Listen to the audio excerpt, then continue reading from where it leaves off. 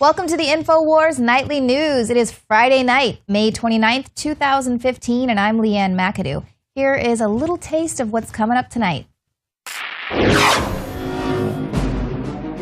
Tonight, how the Patriot Act took down its key supporter.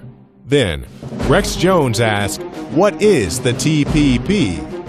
And live coverage from the Mohammed Cartoon Contest in Phoenix. That's next on the INFOWARS Nightly News. ISIS has vowed to attack it right around 6:15 when they're expected to have prayer time. Well, we are bringing you a very live, extended version of the INFOWARS Nightly News tonight. God willing, we're going to be Skyping in live with Joe Biggs. He's in the air right now, but he should be touching down in Phoenix, Arizona. They're having another rally for free speech there. And, you know, we said, Biggs, do you want to go? And he had already had his flight booked. So God willing, he'll get there in time. So we're going to be shooting this edition of the news live tonight and just going as long as it takes. We're going to have a lot of reports for you. I'll be joined in studio by David Knight and Rob Dew here coming up. We're going to try to take some of your questions live on Twitter. I'll tell you how to do that here coming up soon. But let's get into the news. So this weekend, the Patriot Act is set to expire, and a lot of people are kind of really hoping that they allow this to expire and not just have a pass it to find out what's in it type moment. It's set to expire midnight Sunday, so we'll keep our fingers crossed. Obama is saying there's just a handful of senators standing in the way of the Patriot Act. Now, without action by midnight Sunday, a number of tools that permit law enforcement to pursue and investigate suspected terrorists will expire. Obama, of course, he's pulling out the terrorism card. He says, I don't want us to be in a situation in which for a certain period of time, those authorities go away and suddenly we are dark. And heaven forbid we've got a problem where we could have prevented a terrorist attack or apprehended someone who is engaged in dangerous activity. So there he goes, throwing that out there. Heavens forbid there's some kind of a terrorist attack and there's just a handful of senators in the way. I mean, pointing out the obvious here that the Patriot Act and NSA, they have not stopped a single terrorist attack at this point. They were just scooping up the data of a lot of innocent Americans and people around the world. And possibly one of the reasons why a lot of these senators and people there are standing in the way of the Patriot Act is because what happened to their good buddy Dennis Hastert. Now, we'll talk about him a little bit more coming up later in the news, but Dennis Hastert is the former House Speaker. He was the one who pushed for the Patriot Act initially. He took credit for the passage of the Patriot Act in 2001, as well as getting it reauthorized in 2005. And it is the very provisions in the Patriot Act that led to his indictment. So I think a lot of senators there are kind of saying, well, wow, hey, we already know that they're building a case against all of us to just kind of use whenever they want to bring the hammer down on somebody. But here again, not for a terrorist. Even if the guy is reprehensible and has done some real dirty deeds in his past, they didn't take him down for the dirty deeds. They took him down because he was using his cash money in a way that they did not like. So more on that coming up. But the NSA has already said that if their surveillance program ends, they're going to keep that treasure trove of all your phone data that they've collected.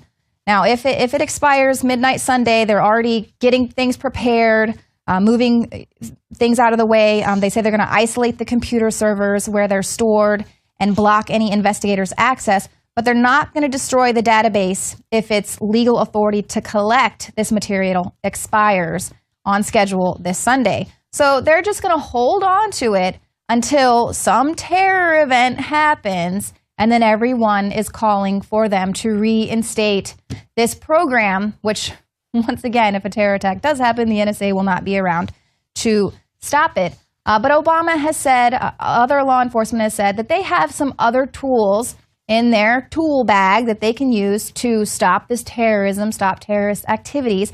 And a school in Orange County is actually going to start monitoring their students on social media using one of these tools.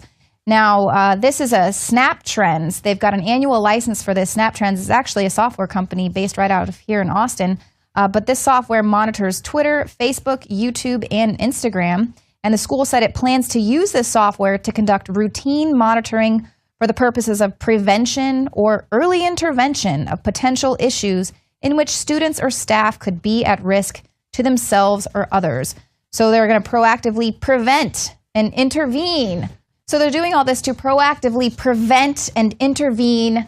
Kids do stupid things, and we get it, and they do a lot of these really stupid things on social media. But this is getting these kids prepared to be under perpetual surveillance. And now, not just perpetual surveillance, but engaging in pre-crime, okay? But once again, not for terrorists, it's for average Americans, young people here in school, because the jihadists, check this out, they've got a help desk.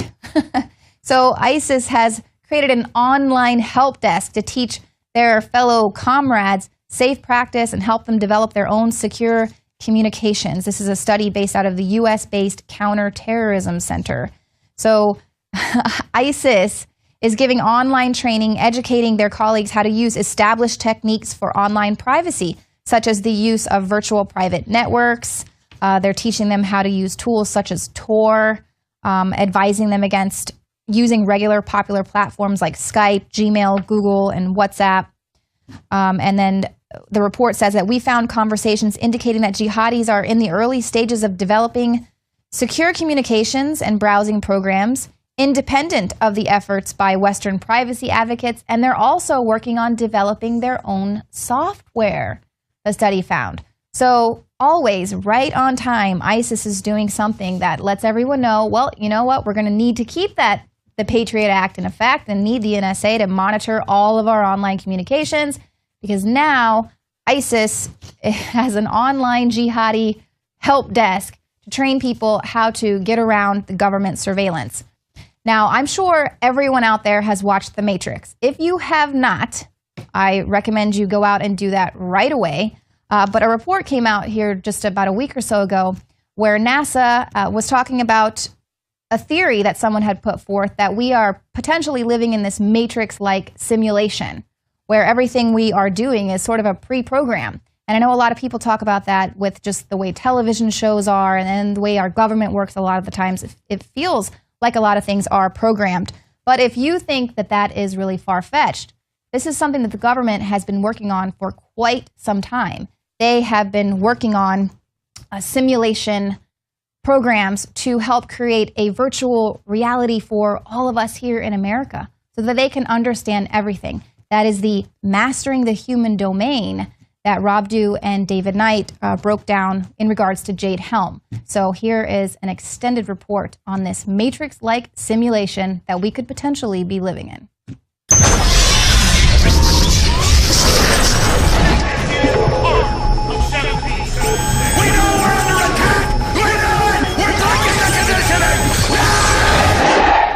Our universe might be a Matrix-like computer game designed by aliens.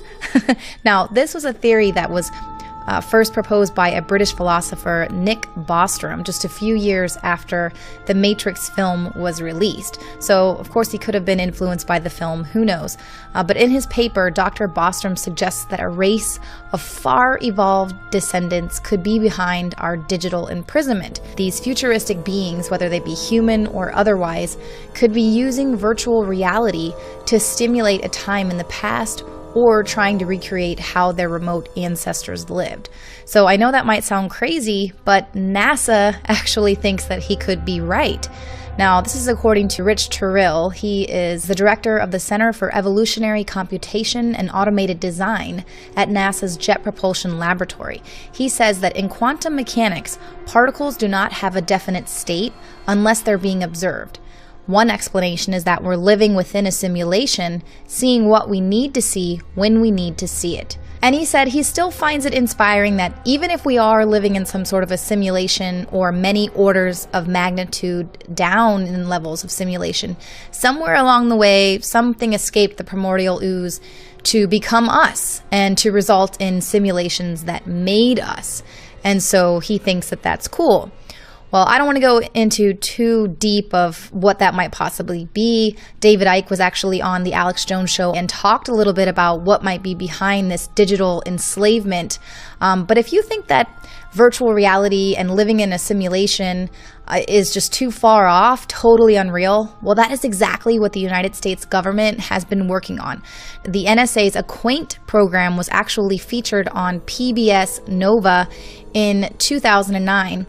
Acquaint stands for Advanced Question Answering for Intelligence. And PBS Nova says, with the entire internet and thousands of databases for a brain, the device will be able to respond almost instantaneously to complex questions posed by intelligence analysts. As more and more data is collected through phone calls, credit card receipts, social media, GPS trackers, cell phone geolocation, internet searches, Amazon book purchases, and even E-ZPass toll records, it may one day be possible to know not just where people are and what they are doing, but what and how they think. So this was many years ago. PBS Nova, they're not huge conspiracy theorists. But think back then, 2009, smart homes and smart tracking apps weren't as prevalent as they are today. So all of this technology, we're basically helping to build our own digital imprisonment. But another AI program, Sentient World Simulation. This was proposed in 2006 and has largely flown under the radar. Sentient World Simulation is a matrix-like reality simulating humanity.